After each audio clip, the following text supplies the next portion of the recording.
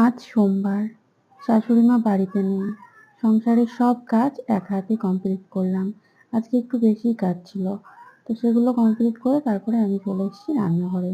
রান্নাঘরে এসে চটপট কিছু রান্না সেরে নিলাম।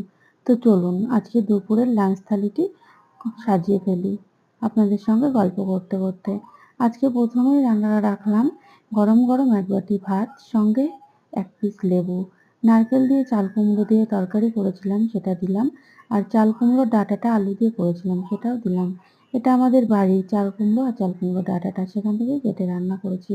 সঙ্গে বড় সাইজের পুঁটি মাছ নিয়েছিল, জাপানি পুঁটি, সেটার ঝাল বানিয়েছি, সেটা দিলাম।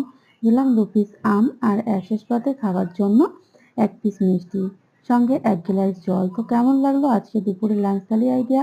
জানাতে ভুলবেন না ছোট্ট একটি কমেন্ট করে। ধন্যবাদ।